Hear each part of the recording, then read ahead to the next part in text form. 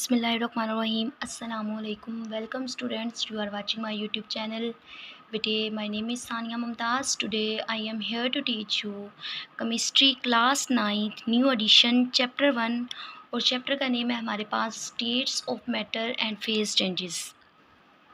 बेटे, states of matter and phase changes last lecture में मैंने आपको इसका पूरा इंट्रो दिया था, जिसमें मैंने आपको इंट्रोडक्शन ऑफ केमिस्ट्री रीड करवाया। मैंने आपको बताया कि केमिस्ट्री का वर्ड हमारे पास अल्कीमी वर्ड है, जो एक अरेबिक वर्ड है जिसका मीन हमारे पास क्या है, mixture of reaction, art of science and philosophy.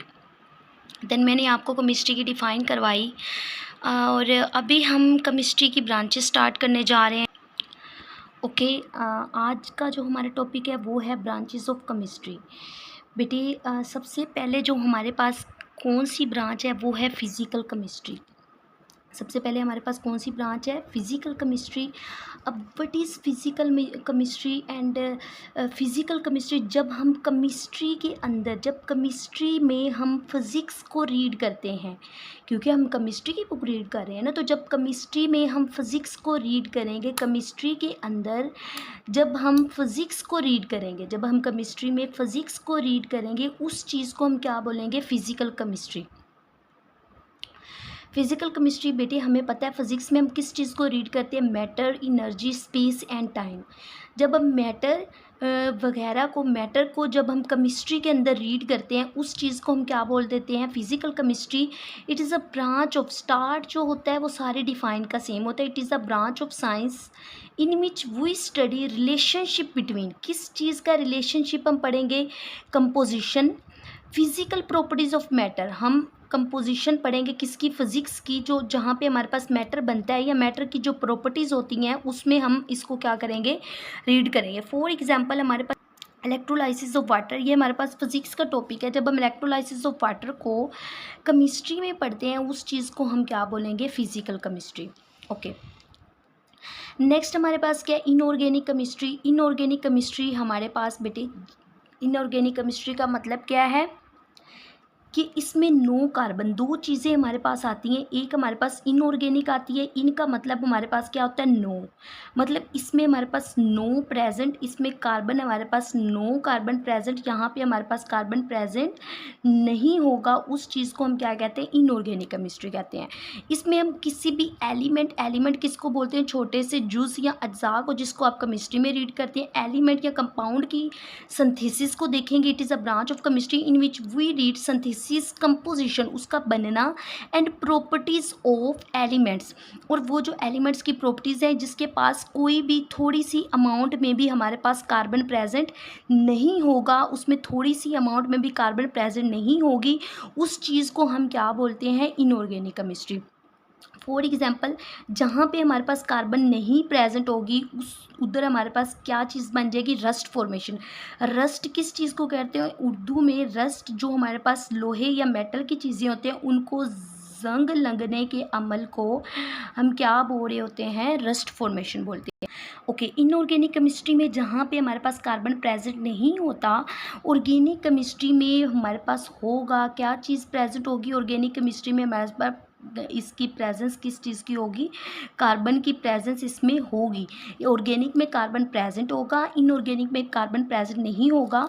इसमें भी हम सेम वही डिफाइन होगी, सिंथेसिस, कंपोजिशन, किसी भी एलिमेंट या कंपाउंड। कंपाउंड क्या चीज़ होती है, दो चीज़ें जब मिलती हैं, दो एलिमेंट मिलते हैं तो कंपाउंड बनता है। एलिमेंट जो एक ही एलिमेंट होता है, एक ही जुज़ होता है, एक अज्जा को, ऐसे यूं को हम क्या बोलते हैं, एलिमेंट। जब दो एलिमेंट हमारे पास कंबाइन करते हैं तो वो हमारे पास क्या बन जाता है, कंपाउंड।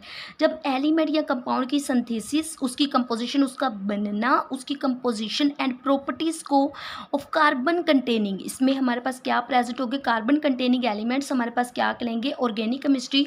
फॉर एग्जाम्पल, इसमें हमारे पास क्या आता है, ग्लूकोज C6H12O6, ये इसका फार्मूला है। जब हम ग्लूकोज को रीड करते हैं बायो के अंदर, देन जो ग्लूकोज है हमारे पास वो क्या होगा, ऑर्गेनिक केमिस्ट्री होगा। ओके, एक और इम्पोर्टेंट चीज़ जो मैं आपको बताती चलूँ इसके बारे में, इनऑर्गेनिक केमिस्ट्री के बारे में, क्या है बेटे, कि इनऑर्गेनिक केमिस्ट्री को हम मेडिसन में, कोटिंग्स में, पिगमेंट्स में, कलर वगैरह में इनऑर्गेनिक केमिस्ट्री को यूज़ करते हैं। ऑर्गेनिक केमिस्ट्री को हम कार्बोनेट्स, बाइकार्बोनेट्स, ऑक्साइड्स वगैरह में यूज़ करते हैं। इसको किस में यूज़ करेंगे, मेडिसन, कोटिंग, पिगमेंट्स, जो कार के ऊपर कोटिंग होती है, जो पिगमेंट होते हैं ताकि उसको जंग वगैरह ना लगे, उस चीज़ों में इनऑर्गेनिक को यूज़ करते हैं।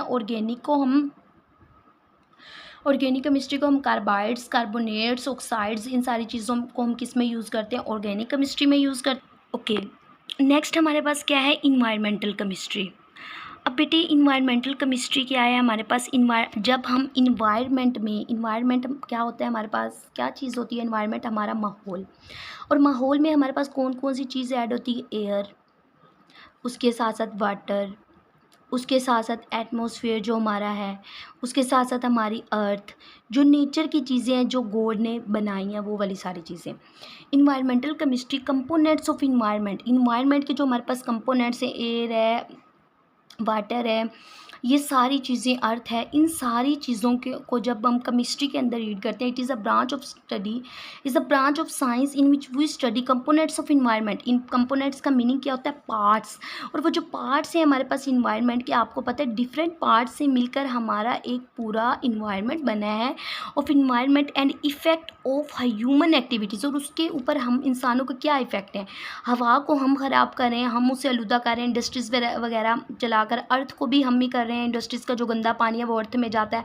वाटर के अंदर कुछ हमारी कैनाल्स के अंदर जो हम गंदे वेस्टेज या केमिकल्स जो हम प्लांट्स के लिए यूज़ करते हैं वो भी सारे उसमें ऐड होते हैं। उसकी वजह से हमारे पास क्या होता है, हमारी जो फ़ज़ा है वो सारी क्या है, ख़राब हो रही है। हमारे पास सल्फ़र, मीथेन वगैरह वो ज़्यादा जो है वो कंसनट्रेशन में प्रोड्यूस हो रहे हैं। उससे हमारे पास जो चीज़ बनती है वो एसिड फॉर्मेशन, वो दोबारा से हमारी ज़मीन, हमारी अर्थ वगैरह को ख़राब करती है। एक होती है रेन, और जब एसिड साथ मैच हो जाता है, एसिड का मतलब क्या होता है, तेज़ाब, तो वो हमारी अर्थ को और ज़्यादा ख़राब कर देती है। उस चीज़ को हम क्या कहते हैं, इन्वायरमेंटल केमिस्ट्री, जब हम केमिस्ट्री के अंदर इस चीज़ को रीड करते हैं। नेक्स्ट हमारे पास क्या है, एनालिटिकल केमिस्ट्री। अब what is analytical chemistry, analytic के वर्ड को तो आप जानते होंगे कि तज्ज़िया करना, गौर करना, किसी चीज़ के ऊपर गौर व फ़िक्र करना, तो उस चीज़ को एनालिटिकल केमिस्ट्री कहते हैं। फॉर एग्जांपल, मैं पहले इसकी एग्जांपल दूंगी, NaCl। अब ये NaCl हमारे पास क्या है, एक NaCl हमारे पास क्या है, एक क्वांटिटी है, एक मिकदार है, या एक हमारे पास फार्मूला है NaCl का। जब हम इस चीज़ पे गौर करते हैं कि ये कितने कंपाउंड मिले, हमें नहीं था पता पहले, जब हमने साल्ट को देखा है तो ये हमारे पास बेसिकली साल्ट का फार्मूला। जब हमने साल्ट को देखा हमें नहीं था पता कि इसमें Na भी है और Cl भी है। Na पे पॉजिटिव चार्ज है और Cl पे नेगेटिव चार्ज है, इस चीज़ के बारे में भी नहीं था पता। एनालिसिस ऑफ डिफरेंट सब्सटेंस, इसमें इन्वॉल्व हमारे पास क्या होगा, सेपरेशन, आइडेंटिफिकेशन। मतलब जब हमने इसको सेपरेट किया, हमने इसको देखा तो हमें पता चला कि हमने जब इसको सेपरेट किया, दो चीज़ें हमारे पास सेपरेट हुई। एक हमें नहीं था पता कौन कौन सी चीज़ है, जस्ट हमने सेपरेट किया, ठीक है, दो मॉलिक्यूल, एक ये और एक ये। अब हमें नहीं था पता Na कौन से और Cl कौन से। जब हमने इसको सेपरेट किया, देन फिर हमने इसकी आइडेंटिफिकेशन की, हमें पता चला कि एक Na प्रेजेंट है और एक हमारे पास क्या प्रेजेंट है, Cl प्रेजेंट है। देन फिर हमने डिटरमाइन किया, हमने देखा कि Cl की कितनी मिकदार और Na की कितनी मिकदार है एक सब्सटेंस के अंदर। उस चीज़ को हम क्या कहते हैं, analytical chemistry. Testing quantity NaCl by analysing, ये इसकी क्या होगी, हमारे पास एग्जाम्पल होगी। ओके बेटे, आज हमने इसकी 5 ब्रांचेस की है। नेक्स्ट इंशाल्लाह हम और इसकी ब्रांचेस करेंगे। उम्मीद करती हूँ कि आपको समझ आ गई होगी। अगर आपका कोई क्वेश्चन है तो कमेंट सेक्शन में जाके क्वेश्चन करें। आपको जिस चीज़ की समझ नहीं आएगी, मैं उसको अच्छे से क्लियर करने की कोशिश करूँगी। ओके, उम्मीद करती हूँ कि आपको इसकी अच्छे से समझ आ गई होगी। अल्लाह हाफिज़, फ़ी अमानिल्लाह।